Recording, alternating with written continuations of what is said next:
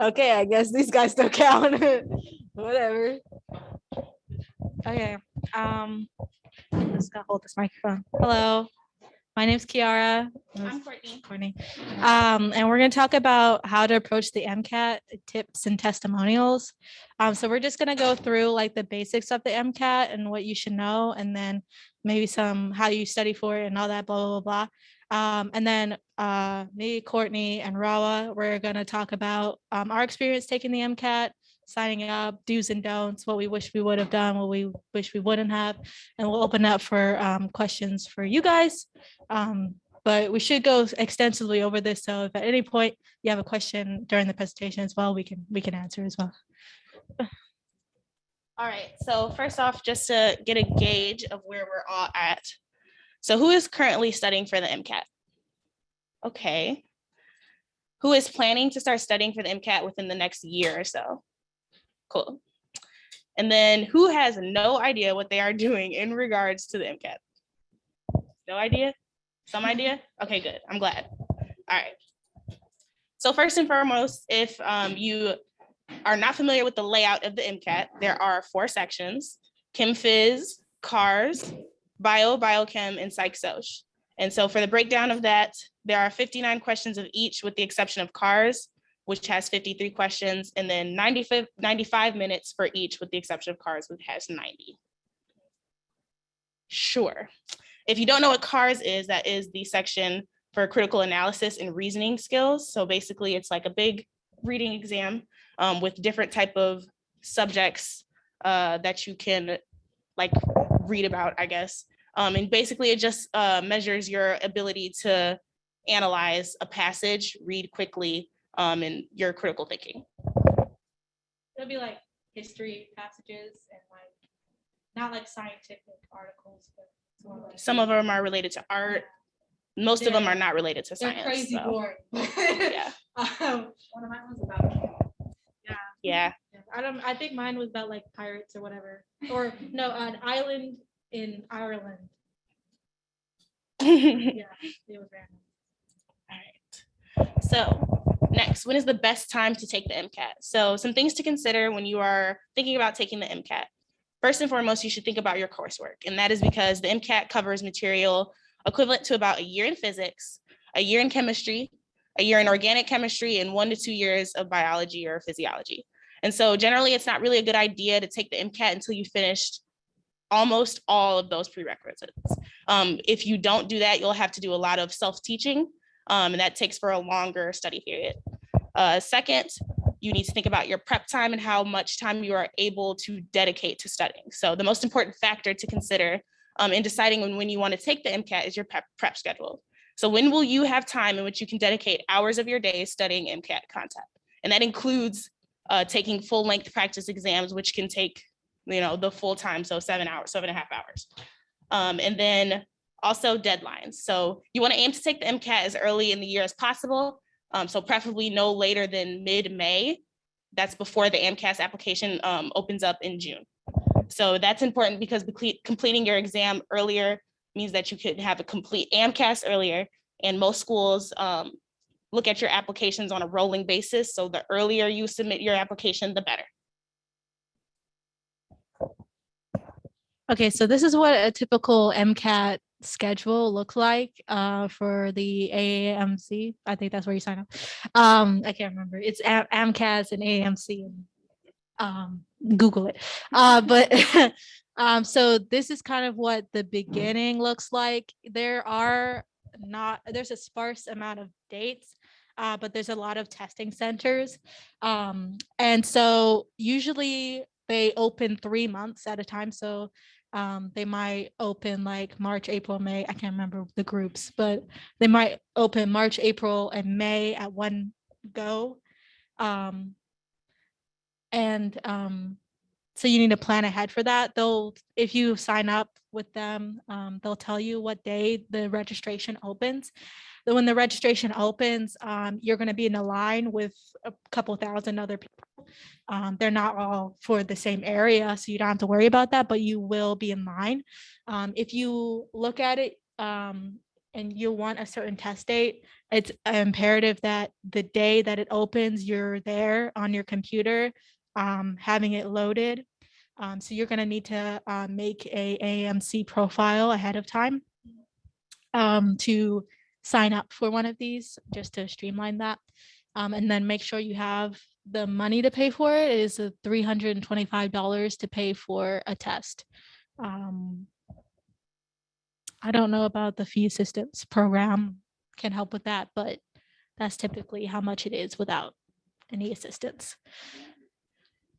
We have a slide on Yeah, yeah, we do. And then you have, after you take your test, you have about 1 month to wait for your results. So that's why it may be beneficial if you take your test maybe April, because then in a month before the application actually opens, you'll get your test score back, and you can decide whether this is the season for you to actually apply and invest that money, or maybe you need to wait a year, or you can also have a little buffer to take the test again, because medical schools know that it's going to take a month.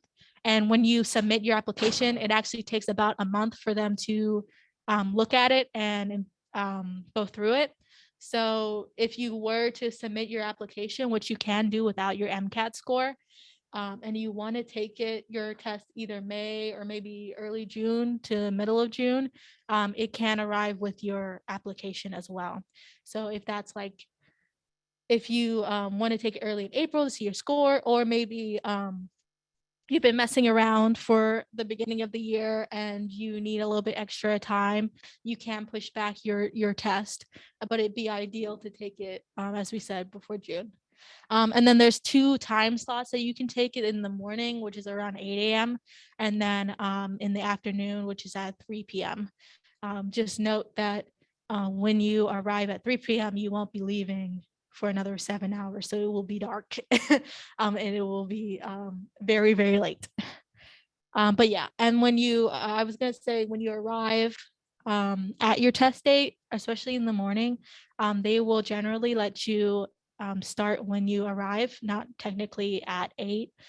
So if you were to arrive at 7:20, they'll let you in, and then they might let you even start your test then.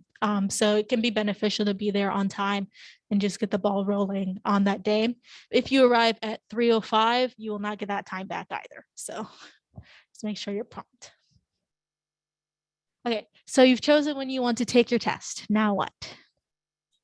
Okay, so these are the resources. When you look up what's beneficial for you and what you should use, these are the big resources that come up.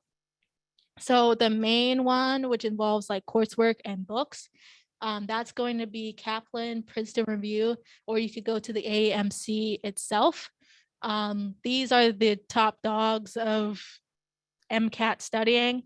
It is a bit of a monopoly. You could try different resources, but these ones are the ones that people have claimed to be the best ones for them. So I put the prices of different courses and books right now. Kaplan is okay. So which one would be better, Kaplan or Princeton Review? I've heard that Kaplan, and that's the one I use. It's more extensive. It goes a little bit beyond what the MCAT actually is necessary. It covers the topics very with more detail. Whereas Princeton Review gets the bare bones of it and then moves you on. OSU also has a discount with Princeton Review, specifically for the self-paced, the self-paced plan coursework, which is beneficial if you want a little bit more guidance and teaching, depending on how best you learn. And then the AAMC material, we'll go over it next, but there's a part of the fee assistance program. So you do get, everybody gets one free exam from them. They just started that. So you could use that as like a diagnostic test if you want right now. Then they have other full length exams. They're $35 each. and then question packs, and then they have like bundles and stuff of the question packs and the exams and whatever. It would be beneficial to invest in the full length exams because they're the only ones authorized to give an actual exam based on the MCAT. It's going to be the closest you can get to an MCAT. So yeah, if but the Kaplan and the Princeton review books also come with that. And then other resources include UWorld. That's a great place to get good questions, and it's diagnostic. So if you get a question wrong, it will tailor the rest of your questions to you getting that wrong, and also gives you really better explanations than AMC gives or anywhere else gives. So it gives good feedback.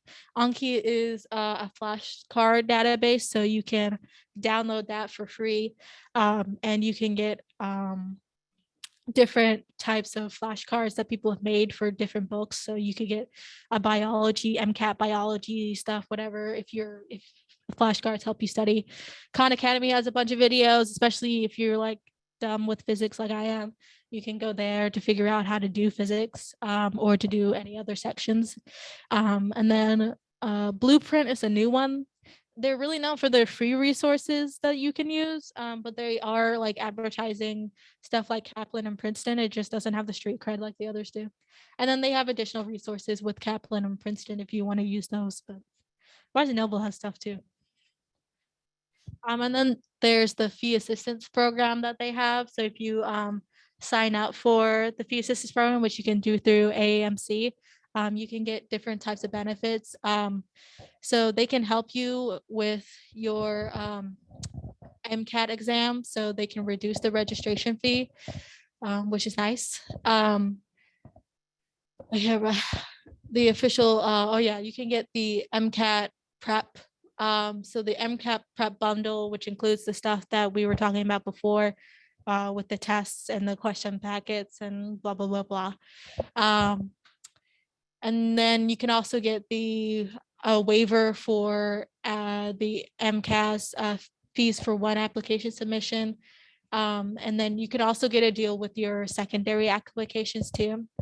Definitely during the pandemic, they've been a little bit more lenient about giving this to people. So even if you feel like you don't technically qualify, you should always apply.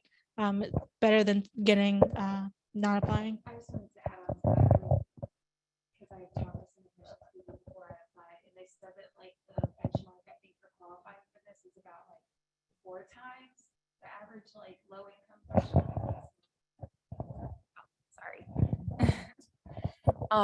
Admissions people told me it was about like 4 times the low income threshold. So for example, when I qualified, even though when it came to like financial aid from FAFSA, I would only get like a couple of thousand. So it's really worth applying, and most people do qualify.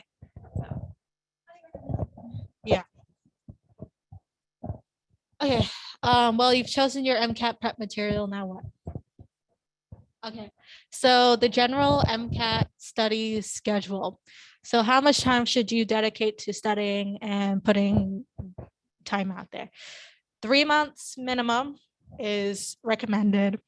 6 months is 3 to 6 months is the length. You can go longer than that. I wouldn't want to be going 6 months, to be honest. Half a year of worrying about a test is not ideal, and it's stressful enough for 3 months. But you should mark out 3 months of studying for yourself and maybe a little bit extra just for life happening and maybe missing a week or something like that. How should you use your time? So before you start your MCAT, I recommend personally to take a diagnostic test to see where you are. It's better to find out what your baseline is, what sections are you strong in, what sections are you not strong in, so that you can tailor your studying to that. Because even with 3 months, you're gonna want to prioritize, and you're not gonna want to just try to start from scratch and see where that leads you, because those 3 months will go fast. You'll want to do content review. Disclaimer though, you don't want to leave all your time to this content review. A lot of people, when they do get things wrong for the MCAT, they don't get a high score. they reflect that they spent way too much time looking at their books, invested in trying to get all the content done. I even had a friend of mine recommend that you don't even highlight when you're going through your little MCAT books, just read it, try to gather that information, try to remember, get a feel for that because you already had done it before, and then get to that practice, because practicing is the more significant part of this. You really want to get used to how they ask questions, how to use that information, and really book it then. So like the first month is really about content review, getting a feel for that. And then the rest of your time should really be dedicated to questions and test prep and stuff like that. So after you do your content review, which is with your books, I separated cars practice out because not a lot of people put a lot of emphasis on cars. This is a particularly hard section. This one is like a leveling test that even the smartest people are kind of stumped by this section. So they find it to be their most difficult at times.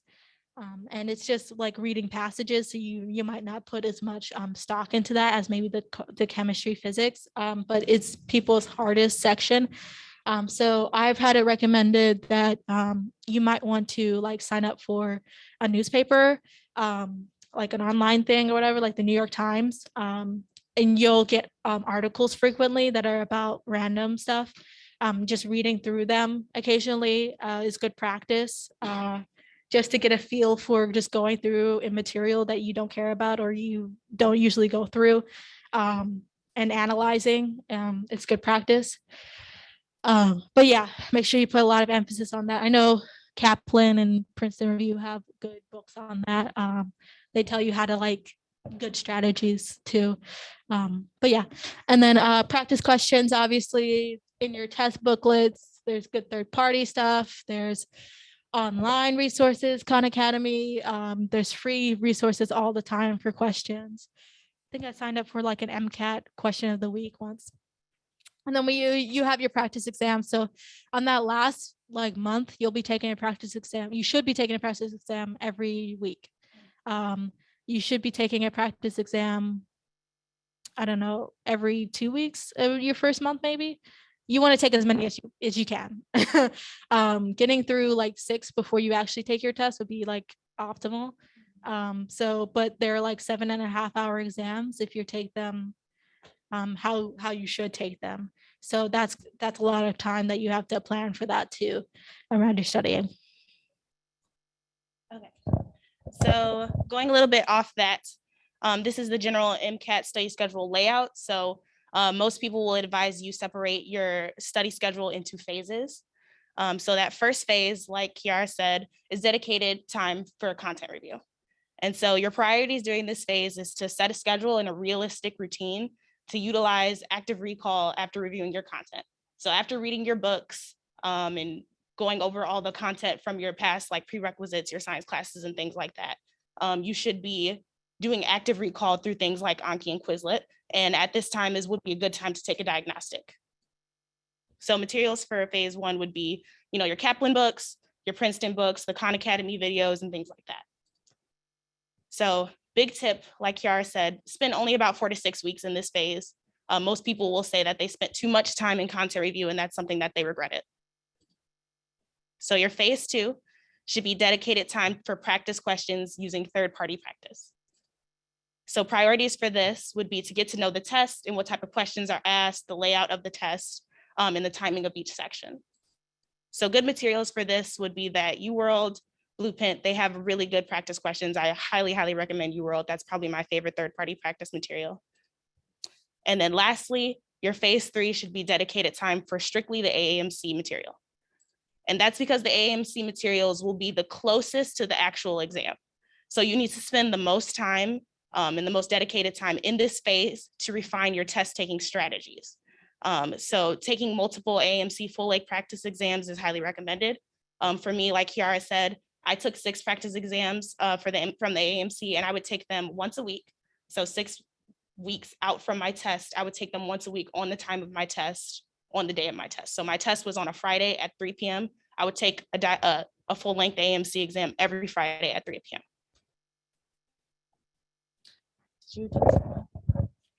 Okay, so this is an example of a study schedule. Most people hoof it alone. So this is kind of an example of what it would be like if you were going to do it by yourself. If you're going to take like spring for classes, which is really expensive, but some people have discounts or can get discounts on it. It will be a little bit more structured, and it depends on how the class goes, and how it has homework and stuff. So you're scheduled for. But if you need ideas for what a schedule would look like, so this is a 3-month schedule typically. Oof. That is small. There. Yeah, so this is like spreading out the different chapters that you could possibly do.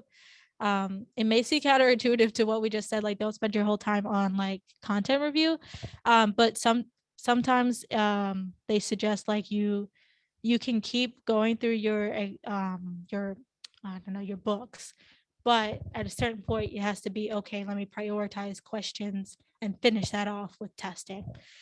So this is just an example of what other people have done. I personally would, or I bring this example because there's something every day. There's a couple of things every day, and these are going to take you a couple of hours to do. And that's the kind of time you're investing in this. So it's like you're gonna want to separate each day like it's a class for you, and pick a time between which time where this is dedicated to the MCAT, and you're not going to do anything else but this for the MCAT. And definitely when you're choosing the chapters for each day, I would take your diagnostic test and figure out which sections were you strongest in and which were you were weakest in. And I would probably prioritize the weaker chapters first so that you can get through that content and practice that content a little bit more.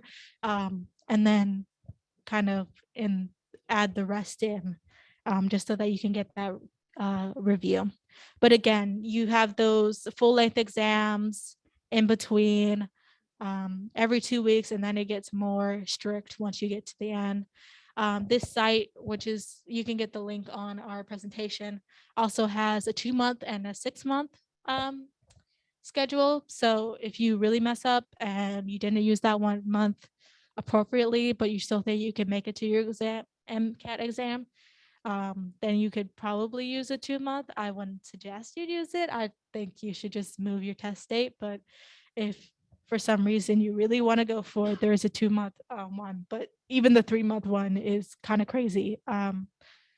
You've got a lot to do, especially with classes. So just wanted to show you a different example of what it could look like week or day to day. Okay, so you've got your test date, your material, your study plan, and your schedule. How do you maintain your stamina? Okay, so this is advice on how to prevent procrastination. There's definitely a lot of ways you can go wrong during the week, and that can lead to burnout. There's a lot of, it's a long wait for an exam. It's not like any other exam we've actually taken where we have like take a class and we get a midterm, and the week before you study really hard for it. You're going to be studying really hard for a while, and you're going to have other things in your life going on as well. So just some advice that I was thinking of the other day, set your goals appropriately. I tend to set mine weekly, and also for a monthly goal.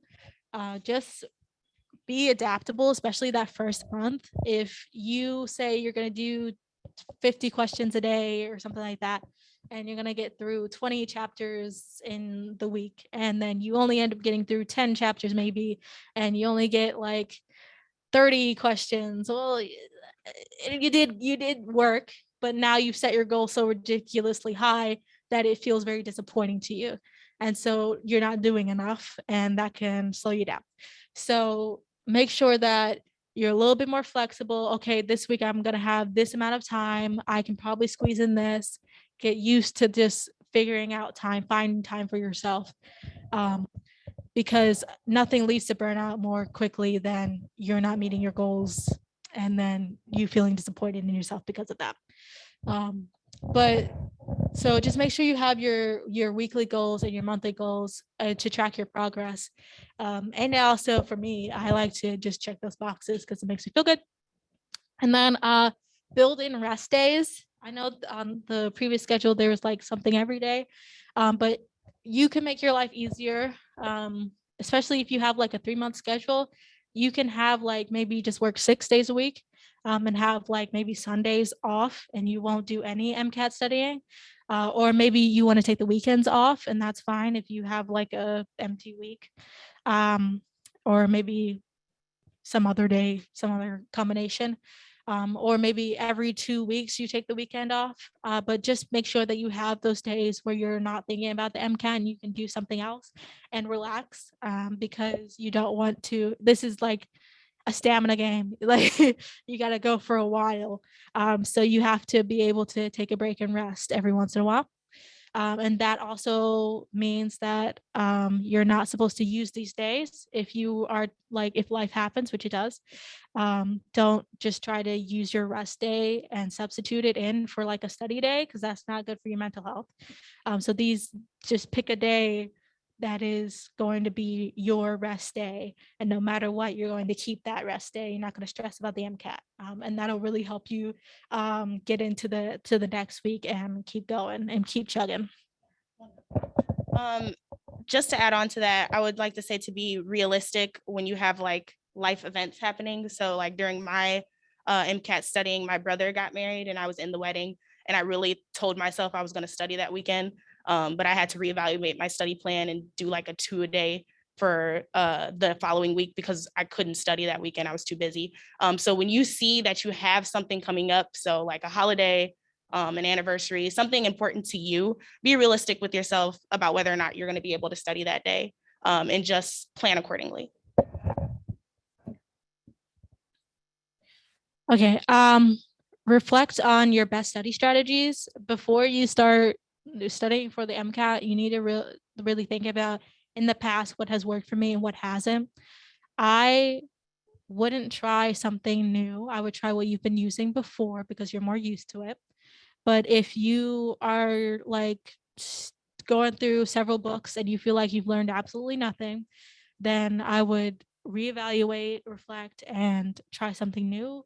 Um, but make sure that you are being honest with yourself, because you could waste a week thinking that, doing some easy work that's not really helping you, um, instead of doing the harder work that would help you. So just make sure that you're reflecting on the studying tips that you're using. Like, if you've never used flashcards before, I wouldn't waste the time making flashcards now. Um, there's other sites that have flashcards that you can make for yourself, but also, like, if they're not helpful for you, it's other people find it helpful, but you don't have to find it helpful, is the thing. So just think about what has helped you in the past, and try to adapt that for longer term studying. And then don't worry that you don't know everything. You're not supposed to know everything, and you won't know everything when you take the exam. Even the Kaplan books, which are supposed to be like crazy specific and have stuff that you don't even necessarily need, that have only shown up on the test maybe once every 5 years. There's going to be stuff that's that you don't know. And that's why it's really imperative that you get your practice questions early, so that you can get the testing language, get a feel for how they're asking you questions, and get that deductive reasoning in quickly, because it's not always just a knowledge game. It's also a word game. So, you know, that's why you don't want to dwell on the books too much. Like, there's a lot of content in the books, but you do not need to master all of that content. It's really important that you master the test and not like the whole knowledge stuff. So okay, so what we did versus what we wish we'd done. So I did 3 months. Because I wanted to do January to May. That one doesn't work for me. She's a monster, but I did March, April, May, and I guess a little bit of June. because I pushed my test to June. But I used the Kaplan book set. I used the AAMC bundle with the 6 practice tests. I used UWorld. Yeah. Um, and I used Khan Academy as well. I didn't really use Anki. I downloaded Anki, but again, I hate flashcards. I'm not very good at it. I see their value, but I hate doing them. So they're not my studying thing. What I wouldn't change, I did self-paced, so I did not take a class. And I planned it for myself. I planned it several times how I was going to do it. But it's really about just jumping in and figuring out your week and figuring out what you can take and then planning from there. But I liked my flexibility. I liked using the UWorld. I liked getting feedback about my questions. I think feedback was uh, the best thing I could get for course correcting and figuring out where I needed to aim. What I would change, I do like a class setting. So if I could have afforded like the more expensive classes, I would have done those. I was also taking classes at the same time. So it was kind of hard that I had to change when I studied every day. I just couldn't have like a certain amount of time where I studied. It's unfortunate, but it's okay. Um, if you can during your MCAT season, I would like take your classes maybe all in the morning or all in the afternoon or something like that so that you can have like a central time during the day where you can study. But yeah, I think that's it. Okay, cool. So yeah, how long I studied for 5 months, January to May. And the materials I used kind of in the order that I used them. I used the Kaplan book set for my content review and Khan Academy occasionally. UWorld, I used Quizlet and Anki on and off. I used the AAMC bundle, and then I additionally did 6 practice tests, just like Kiara. So things that I wouldn't change. The amount of time and effort I put into practice questions using UWorld and the AAMC materials. So I think I said this earlier, but UWorld is absolutely my favorite like third-party practice to use. If I would suggest you buy anything other than the AAMC materials, I would say UWorld. And that's because they give you so much feedback. You can select how many questions you want to do every day. You can make flashcards based on what you've gotten wrong. And they explain everything you got wrong. One thing about the AAMC materials, although they're most similar to the tests, their explanations for why you get stuff wrong is terrible. Like it doesn't teach you anything. UWorld actually teaches you. So I really, really loved UWorld. So things that I would change, and we talked about this earlier, I spent 6 weeks doing content review. I honestly could have spent 4 weeks.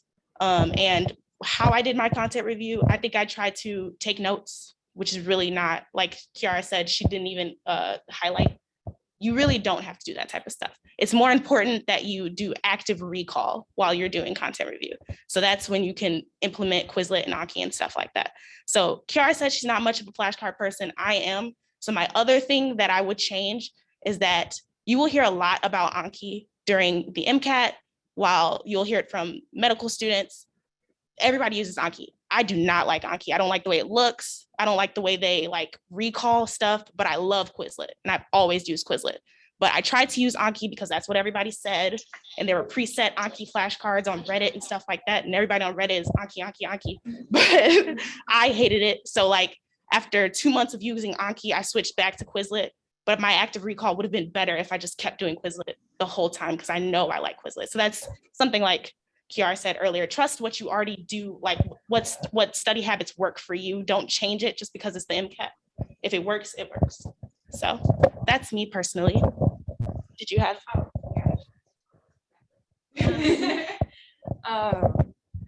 Sadly, I was not one of the more well-prepared people. I definitely prepped in 2 months. And I think, well, I started my prep in winter break where I thought that I like could focus and take the time, but I signed up for one of those like boot camp classes that was like live online. And I wouldn't change that because it was brutal because it was like a 3-hour block of like one discipline being like biochemistry or something, and then like 3 hours of cars in the afternoon with like a 1 hour break in between. But I think that that was nice to like get used to like sitting down and having to like deal with content for long periods of time, especially since the exam's like 7 hours and that's hard in itself to get used to. But yeah, so I think material that came with that winter boot camp was a Princeton book set, the AAMC bundles. I think they had like 3 or 4 of their own Princeton tests as well. I also really like flashcards, but I don't like Quizlet or Anki. So I was being old school with the paper ones and I really liked it. And something else that really helped me was like, I know that I struggled with biochemistry because like rote memorization of things isn't like my jam. I like understanding the concepts and how things work together. So I would make like mnemonics to remember all the different groups, like remembering the acidic, the basic, like whatever it is. So I guess like along the same thread as what they were saying is stick to what you know works for you, and different things might work better for different sections. Like for me, I had to really I had to rethink how I understood questions for the car section, whereas that wasn't like a problem in the other sections. The other sections was more so, am I understanding how this experiment works? Am I understanding like how mechanisms work, things like that. So yeah, definitely with the taking your diagnostic and seeing where your shortcomings are and then drilling down on that, probably content wise heavier than the parts that you're more strong at. But yeah. So that is the end of our content part, and we're going to open up the floor for questions. Yeah. Um, Oh, I can read. Yeah, we can repeat it. So he asked how important were the Kaplan end of chapter questions. I personally didn't use them. I don't like the Kaplan or Princeton questions. I liked UWorld better. It's still like the content is the same, so you can get the content from one place and answer questions from another place. So that's completely up to you and how beneficial you think they are. So I like to get my questions from UWorld and the AMC. I don't know. I started using those a little bit, and they'd be really specific to the chapter. And I don't remember getting asked any like weirdly specific things like that. It was more, I don't know, it might have been like you do enough questions and you like don't have to like memorize certain things anymore. Like you just get it. Um, but yeah, it was specific, especially with Kaplan. There's a weird, like specific stuff that they go into and unnecessary stuff they go into. And then the end of chapter problems include that unnecessary stuff. So it's not like a proper diagnostic for the MCAT. So I just breezed through them in the end because it's not really important. Back to what you guys were saying about like the active recall, that was kind of what I used for active recall in my Princeton books, just because they weren't like super specific, I think, like the Kaplan ones, but they really did a good job, at least for me, of like helping me identify, okay, like I need to go back and review like acid and base reactions, because those were like the genre of questions that I was getting wrong. So I think it helps like do like a mini check-in with yourself and seeing how you understood the content, but I definitely wouldn't rely on that as like your review for whatever that chapter was. And just to add on to that, I don't know if you're doing the ones that are online and they like give you scores and stuff like that. They do that for Princeton and Kaplan and I think one more. But just in general, the full lengths for third party practice and the like question banks are weirdly inflated. It's so that you can see your score jump when you go to the AMC material. So when I was taking full lengths from, I think it was Princeton, my score was really low and it was really discouraging. And then I took my AMC one and it jumped. So like, also just be aware that I don't know how they do it, but they weirdly inflate or deflate their scoring for you so that it looks better on their end when you actually get a better score on the MCAT. So.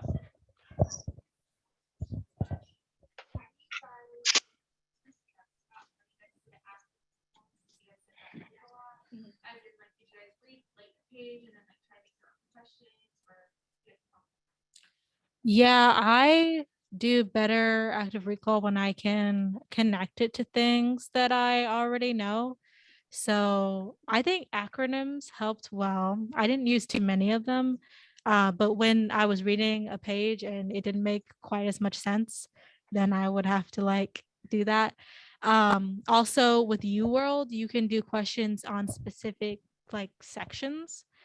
So if there was like a specific section that I didn't really know very well, I just do question heavy in it and try to use the material a lot more, and that helps me a lot. I'm more like application based learning, so that's all I can remember. Yeah, for me, and I think you said it similar. I'm a flashcard person, so that's how I do my active recall for like coursework and for the MCAT. So I would read my content, and then all of the good thing about like the MCAT world and stuff like that, you don't necessarily need to get the new anything. Like you don't need to get the new Kaplan set. I use the year prior, and the content mainly stays the same. So there is already flashcards out there that exist for Anki and Quizlet. So I didn't have to make any new flashcards because I did mine online. So I would read my content and then I would go to Anki or I would go to Quizlet. And as long as I could, and then Quizlet and Anki are really cool because it's actively making you recall things. So like if you get a card one day and you haven't seen that card in like 2 days, they'll bring it back up for you. So like you're actively recalling what you learned. So that's what I did for active recall. I guess kind of a little bit contradictory to the advice that you guys gave is like when I was going through my books, and maybe it's just the way that Princeton structures their books, but like while you're reading the passage, there's also like built-in practice questions where it'll like cover a certain concept and then it'll give you like 1 or 2 practice problems. And I really like doing that just to like check back and see like, okay, do I need to review this again? But I also like when I'm reading content, I don't take notes per se as much as I'll like annotate on the side and just be like, okay, like this is the important part here. Like this is my understanding. And like for me, being able to reword something in my own way and like understand it within like, I don't know, I'm a neuro major. So like I'll relate things to neuroscience or I'll relate things to like pharmacy or something like that helps me retain it. So definitely making the connections and just getting like practice reps in is what I would say is the best recall.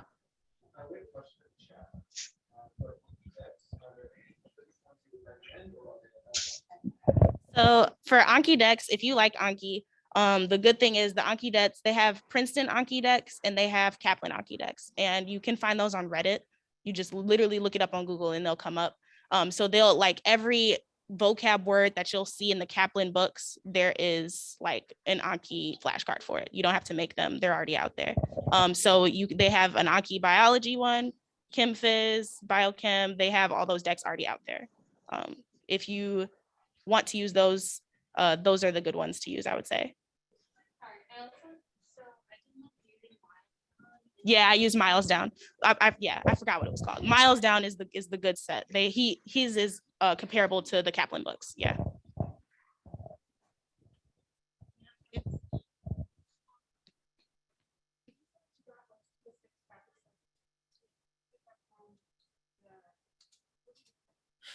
So you can get from AMC. I also did the ones in the Kaplan book, which they're all right. But the AMC ones are really ones you have to pay for them, but they're worth the investment. So the bundle comes with the 4 practice tests. And then I did an additional 2 from the Kaplan books. I think the Kaplan books provide 3, and I did 2 of them because I didn't like how deflated they were. They were making me feel really bad. Oh yeah, I didn't want to do the rest of them. They made me feel bad. I think that there's now like Princeton has a free one, Kaplan has a free one, and the AMC has a free one. So if you want to, Blueprint too.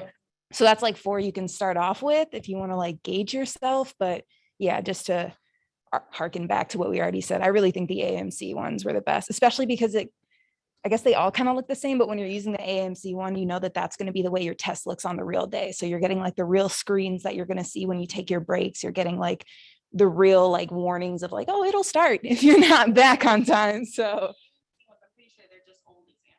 Right, yeah.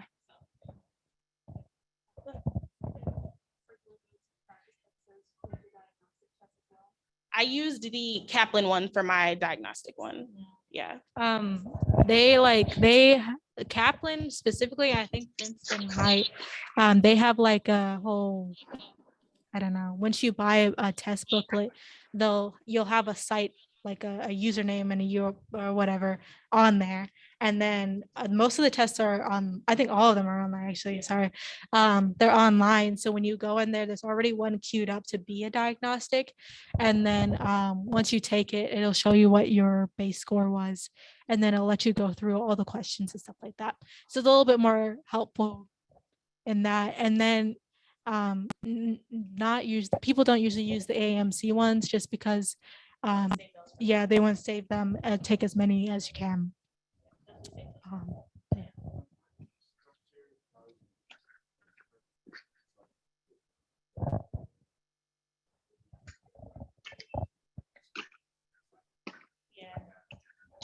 yeah. So in general, it goes kind of along how I structured my content review. So it was actually kind of similar to the schedule that we showed you all. So I did like 2 chapters of a day. So I would do like 1 chapter for chem, 1 chapter for phys. The next day I would do 1 chapter for bio, the 1 chapter for biochem, and so on and so forth. And so on those days, I would do like 100 flashcards from those. Do you know what I mean? And because it would be like 20 from the chapter I'm actually reviewing, and then the chapters that I already reviewed. Yeah. It can set, you can set how many flashcards you get a day and how many you want to recall from what you've already seen. That's the cool thing about Anki, I guess, but it's just ugly to me. Yeah.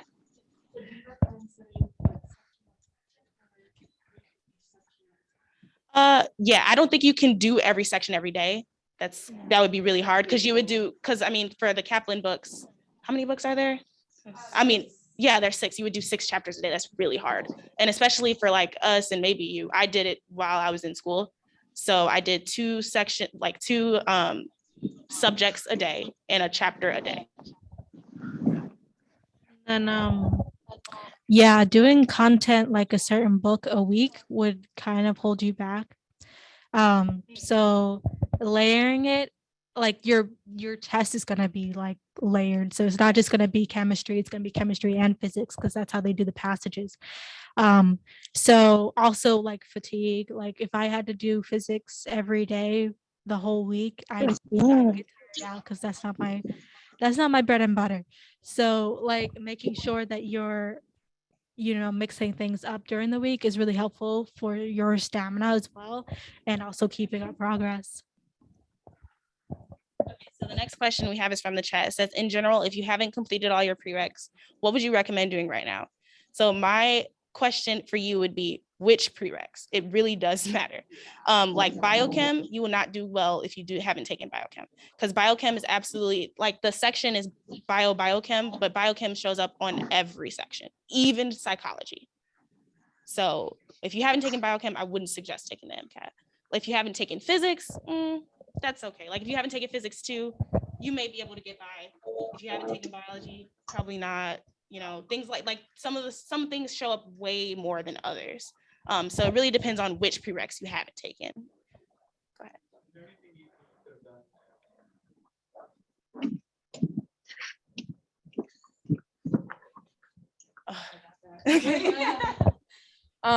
Learn how you study, because that was something I had to catch up on. I know you guys already brought that up at some point, but like it was hard for me to really sit down with a book for hours on end and just like review that content and actually like pay attention to what I was reading. And so it took a lot of like troubleshooting to be like, okay, I can look at a book for this long, and then I'll go look at the Khan Academy videos, reviewing it, and see if they have like the same understanding that I'm getting from the book, and like changing it up so that I'm not super like brain dead from reading or like going through questions by the end of the day, and I still have like energy to maybe do a couple flashcards or like watch one more video that I didn't think I would get to. So probably, yeah, learning how to study in a motivational way for myself. I guess for me, it's this is probably just me personally, but to work as hard in one class as the other, even if you don't like it. I didn't like physics and I didn't work as hard in it. I had a lot of like help from it, and that's how I ended up doing well in the class. But in general, I put in way more effort in like OChem and like way more time and enjoyment in OChem than like physics. And there's barely any OChem, so that really hurt me. So I just like know that those things will show up. So don't sit in class and like be like, oh, I'll never see this again, because you will probably.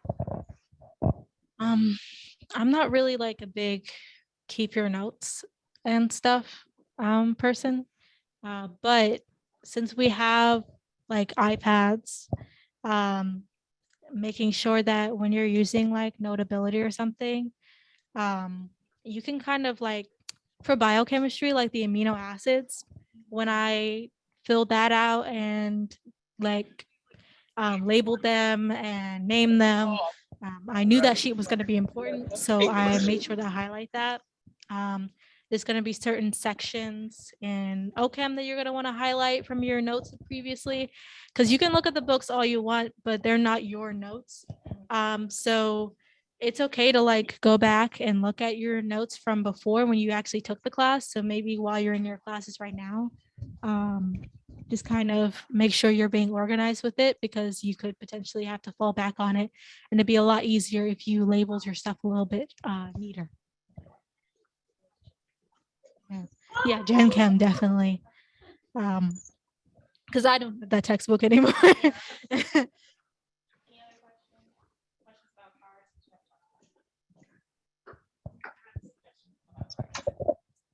Go ahead. Okay, so yeah, I was gonna talk about that. So for during my content review phase, because that's hard, because like you don't really review content for cars necessarily. But I would do during my content review, I would do 2 to 3 passages a day. Like before I went to bed, kind of. Because like cars, for some reason, and I don't know if this is for you guys too, most of the time when I'm in cars, I feel tired. So like if you do it before you go to bed, or like in a point where you might feel tired, it might help you to build that stamina. So I would do about 2 passages a day with different subjects, because cars comes in different subjects like history, art, there's like environmental. I wouldn't always do the same subject, and if I was struggling, I struggled in art a lot, I did that more often. And then like building up to those months where you're taking more practice exams, I would take, especially like during the middle phase when I was doing UWorld, because the UWorld cars is really, really good. I would do, you can set UWorld to do like 53 questions or something like that, like the actual amount. And I would do that sometimes too. This is about like cars prep. So for me, because I really like reading, so maybe that's another tip, is to just start reading more for cars. I was like pretty decently okay in that section. Like it wasn't a section that I was necessarily worried about, but I did want to bring my score up. So what I did really was like going back through the questions that I missed in like a full length test and looking, because they really are like grouped up. So I could tell immediately that I was really uncomfortable with historical passages. So I started to read more of those like outside of my MCAT studying, just so I wouldn't be so uncomfortable with having to remember like relationships between people, like political standings, whatever it is. So yeah, just being like intentional with your practice questions and your reviews, and looking at what you're missing, rather than just saying, oh, my score didn't go up, let me review this whole like subcategory again. Yeah, I agree with that. I had a thought and then I literally missed it. Lost it. Yeah, let's just go on. Yeah.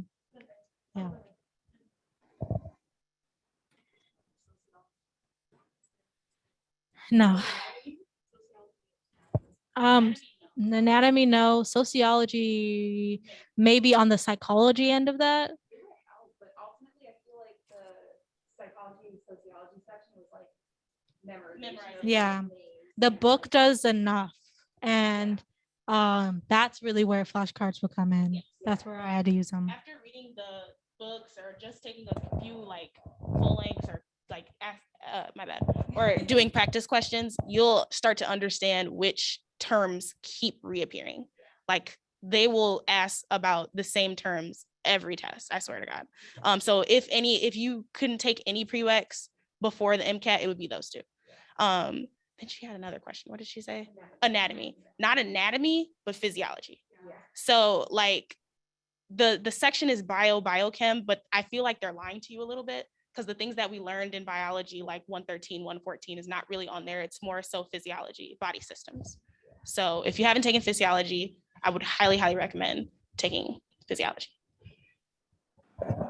Yeah, I don't think I've ever had to. Maybe I got a question about like a body part, maybe one.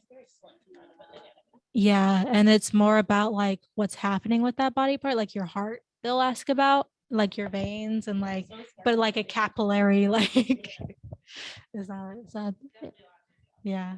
I think, yeah, it's like more so organ systems. organ systems and being aware of like how certain pathways interact. So like if you're dehydrated, what does your like kidney do to bring that up? Like how do you absorb things in the renal systems? Oh my gosh, the loops killed me. Yeah, exactly. So it's not even like those passages weren't super, they were kind of just like experiment passages where you had to understand like the mechanism or the organ system that they were talking about to be able to answer the question. So yeah.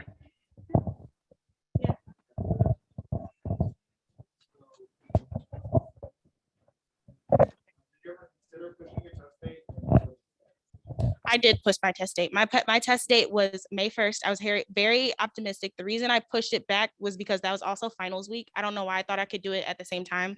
So I pushed it just 2 weeks. And that worked good for me. But yeah, don't do things like that. Like I said, be realistic. I would have very much died if I did that. So Yeah, be aware that you won't get all your money back the closer you get to your test date. It didn't used to be that way. So I moved my test a couple times as well. I mean a couple times. But moving your test is a little bit dangerous. So keep that in mind. You do have to actually take the test, so you can't keep moving it. So choose a realistic test date and really commit to that. And try to meet your goals that way. Yeah, I would just reiterate all of that, like being realistic with like, do you know enough content? Are you going to be comfortable by then? But I did move my test date and it was because I knew I wasn't comfortable. Like I wasn't scoring where I wanted to, and I wasn't like comfortable taking the test the way I wanted to be. So yeah, not something to be like super afraid of, but don't use it all the time. Okay, we'll do the last question. Yeah. So do you see your score before it's submitted to the schools? It's very much so dependent upon when you take the exam. So if you take it well before May, then yes, you will see it. But if you take it May-ish, June, so I took mine on May 15th. I got my score back on June like 16th or something like that. And the thing opened when? Like the end of May. The end of May. So it really depends on when you take the exam. Yeah. So yeah. Yeah, you can send your score whenever you want. So before. All right, cool. All right, thank you. Yeah, you can email us with any other questions if you really need to.